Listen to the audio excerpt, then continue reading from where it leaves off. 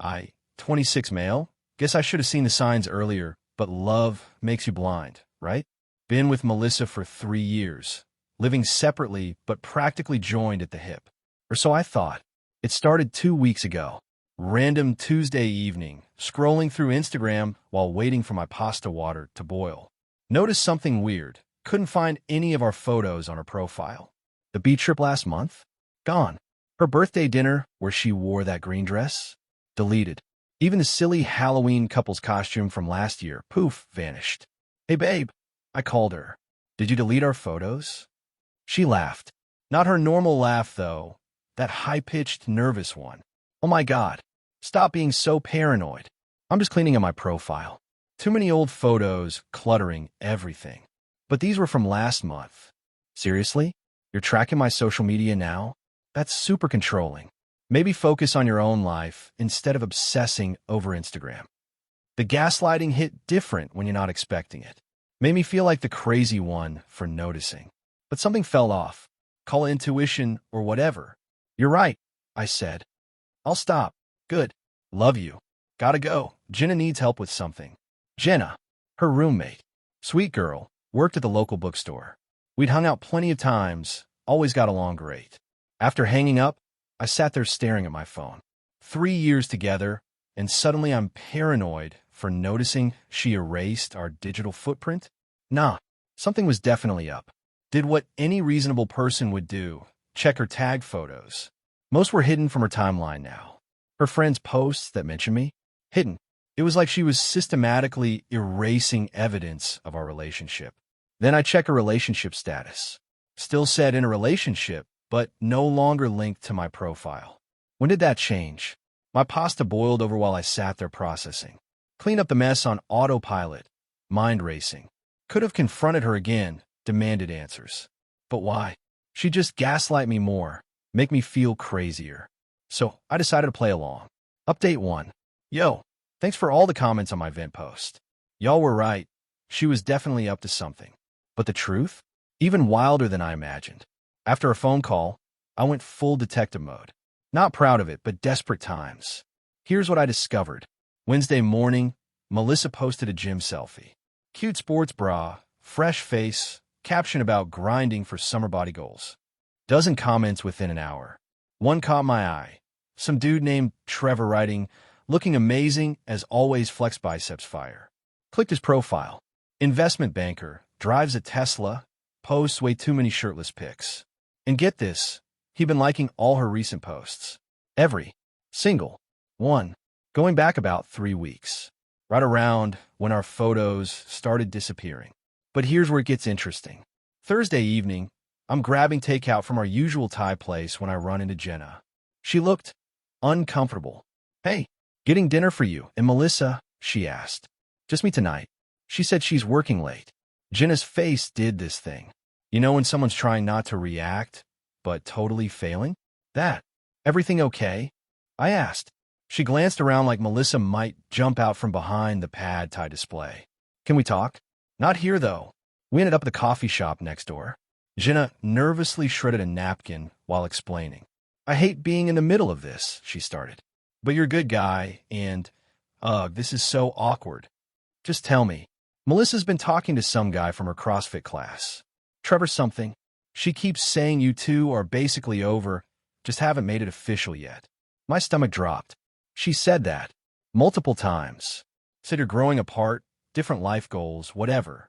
But then you'll come over and she acts totally normal with you. And I'm like, what's actually happening? When did this start? Maybe a month ago. She started going to the gym way more, always dolled up. Then Trevor started texting constantly.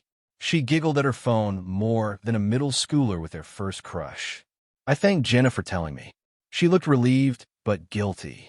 Asked if I was okay. Honestly, wasn't sure. Felt numb more than anything. Friday came. Melissa texted about having girls' night with coworkers. Sure, January whatever. Spent the evening updating my LinkedIn, polishing my resume. Not for job hunting, just needed to do something productive instead of spiraling. That's when Jenna texted, I'm so sorry. She just left, wearing the red dress you bought her for Valentine's. Said she's meeting coworkers, but Trevor posted an Instagram story at some fancy rooftop bar downtown. You deserve better. You know what? She was right. I did deserve better. Opened Instagram. Changed my relationship status to in a relationship with Jenna Martinez. Then I grabbed a beer and waited for the fireworks. Update 2. Holy hell. The entitlement. The entitlement. Remember how I changed my relationship status? Took exactly 23 minutes for Melissa to notice.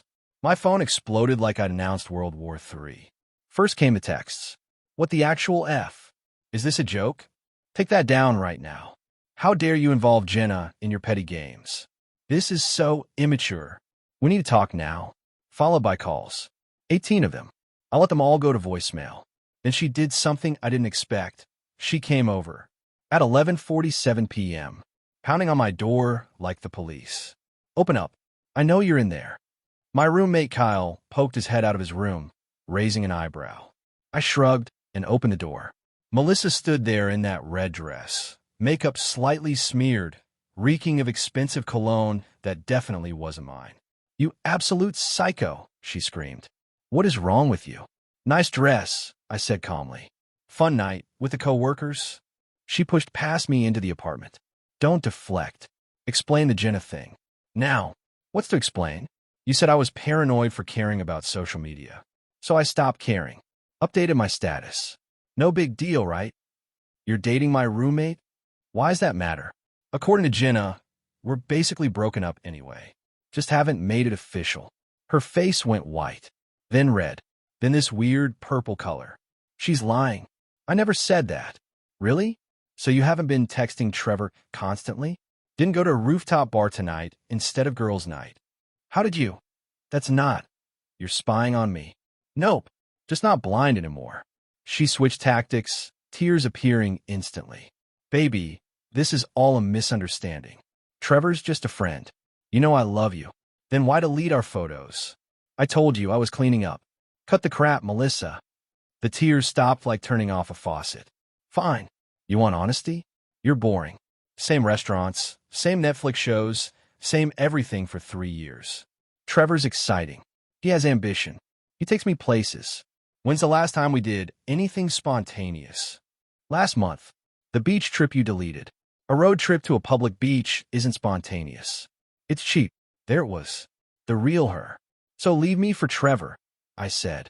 What's stopping you? She laughed bitterly. He's not looking for anything serious. But he made it clear he doesn't date women in relationships. So I just adjusted my image a little. By pretending I don't exist. I was going to tell you eventually, after I figured out where things were going with him. Why ruin what we have before I knew for sure? The audacity. The sheer, breathtaking audacity. Get out. We're not done talking. Yes, we are. We're done everything. Get out. You can't just. Out. She grabbed her purse, spun toward the door, then turned back. The Jenna thing better be a joke. You can't date her. I forbid it. I laughed. Actually laughed. You forbid it? That's rich. She's my roommate. It's girl code. Like how it's relationship code, not to date other people while you're taken. That's different. And she won't do it anyway. She's my friend. Whatever helps you sleep at night. Don't forget to update your relationship status. You're single now. She stormed out, slamming the door hard enough to knock Kyle's movie poster off the wall. My phone immediately buzzed. Jenna. Just got home to World War Melissa. She's losing her mind about your status update. Also, was that just for revenge? Or me? Started as petty revenge, not gonna lie. But honestly, always thought you were cool. Want to grab coffee tomorrow and talk about it. Jenna. Melissa's threatening to evict me if I even speak to you. Me? Can she do that? Jenna. Nope. My name's on the lease too. But this is about to get very awkward. Me. Sorry for dragging you into this. Jenna. Are you kidding? Watching her have a complete meltdown over the exact thing she was doing to you? Chef's kiss plus, coffee sounds nice, smiley face. Update 3. Buckle up, friends. The entitlement escalation went nuclear. Had coffee with Jenna that Sunday. Spent 3 hours talking, laughing, realizing we had way more in common than I'd noticed before. She collected vinyl records, loved horror movies, and made the world's best chocolate chip cookies. Bold claim, but she brought samples, can confirm. Fair warning, she said. Melissa's already cycling through the stages of grief. We've had denial, anger, and now she's in bargaining. What's she bargaining? Offer to pay my full rent for 3 months if I promise not to date you. Seriously? Dead serious. Also promised to set me up with one of Trevor's hot friends as compensation. We both cracked up. But here's the thing. The more we talked, the more I realized this wasn't just about revenge anymore. Jenna was genuinely awesome. Smart, funny, call me out on my BS. Why hadn't I noticed before? All right, because I was loyal to someone who was shopping for my replacement. Monday morning, Melissa started her campaign. Posted a long Instagram story about toxic exes who prey on innocent friends and men who can't handle rejection. Rich coming from someone who literally tried a stealth date while keeping me as backup. But she didn't stop there. Tuesday, I got a text from an unknown number. Stay away from Jenna or you'll regret it. Wednesday, another. You think you're clever? Watch what happens. Thursday was when she crossed the line. I came home to find my car keyed. Deep scratch down the entire driver's side. Kyle's security cam caught a figure in a hoodie and sunglasses, but couldn't prove it was her. Jenna texted me photos of their apartment. Melissa had printed out screenshots of our text conversations. How did she even get those? And taped them all over Jenna's bedroom door with commentary written in red Sharpie. Betrayal. Fake friend. Homewrecker. Desperate much. I'm so sorry. I told Jenna over the phone. This is insane. I'll pay for any damage. Are you kidding? This is hilarious. She's acting like we had a torrid affair when all we've done is get coffee. Plus, she used washable markers. Even in her rage, she's worried about the security deposit. Friday afternoon, the real kicker. My boss called me into his office. This is awkward, he started, but someone called our HR department. Made some pretty serious accusations about inappropriate behavior and harassment. My stomach dropped. What? Anonymous tip claimed you've been stalking an ex, showing up at her gym, her workplace. Said she's filed multiple police reports. That's completely false. I haven't gone near her. I figured. You've been here every day, working late most nights. Just wanted to give you a heads up. HR has to investigate, but between you and me, the story didn't add up. The caller claimed incidents on days you were definitely here. Can I guess? Female caller. Probably used a fake concerned voice. He smirked. Can neither confirm nor deny. Just document everything. Keep your head down. This'll blow over. That night, Jenna called. Pack your stuff. You're coming over. What? What? Melissa just informed me she's invited Trevor over tomorrow night. For dinner. Wants to cook for him in our kitchen. Asked me to make myself scarce. Her exact words were, I deserve to use my own home for dating. The audacity. Oh, I said sure. I'll be scarce, because I'll be at your place. But you're coming here. Jenna, I don't want to escalate. No, listen. She keyed your car, tried to get you fired, and is now acting like she's the victim. Time to end this. Trust me. Final update. Saturday night was legendary. Showed up at Jenna's apartment at 6 p.m. with takeout Chinese and a bottle of wine. Melissa was in the kitchen, wearing an apron over another expensive dress, cooking something that smelled like burnt ambition. She saw me and dropped a pan. What the hell are you doing here? Jenna invited me. That cool? And no, it's not cool. I have plans. So do we, Jenna said, grabbing plates from the cabinet. We'll eat in my room. You won't even know we're here. This is MY apartment too. Exactly. Ours. I pay half the rent, remember? Melissa looked like she wanted to throw something. Trevor will be here in an hour. Great. Hope he likes the smell of Chinese food. We set up in Jenna's room, but left the door cracked. Petty? Maybe. But after everything Melissa had pulled, we were entitled to some entertainment. Trevor arrived at 7:23. We heard Melissa gushing, apologizing for her difficult roommate situation. Yeah, babe, about that. Trevor's voice carried. You said you were single? I am. Totally single. That guy earlier was my ex. The one from Instagram? I thought you said you didn't have a boyfriend. I didn't. Don't. We broke up weeks ago. Your relationship status changed to single literally 6 days ago. Silence. Beautiful, awkward silence. It's complicated, Melissa finally said. Is it though? Because that Jenna girl, isn't she the one you're living with? And now she's dating your ex? That you claimed you didn't have. They're not really dating. He's just being petty. Jenna and I looked at each other. She grabbed my hand, squeezed it, then called out, "Actually, we are dating, but thanks for the concern." Heavy footsteps. Trevor appeared in the doorway, taller than his photos, but with that unique douchebag aura that transcends height. "You're the ex?" he asked me. "Current ex, yeah. And you're dating her roommate now? Funny how things work out." He looked at Jenna, back at me, then at Melissa hovering behind him. "This is too much drama for a second date. I'm out." "Trevor, wait." Melissa grabbed his arm. "It's not what it looks like." "Really?